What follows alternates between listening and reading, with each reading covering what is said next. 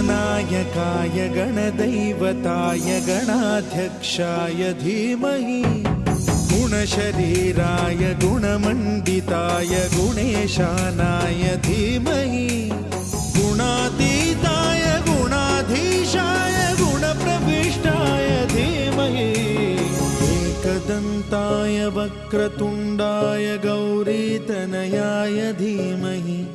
गजेशानाय भालचन्द्राय श्रीगणेशाय धीमहि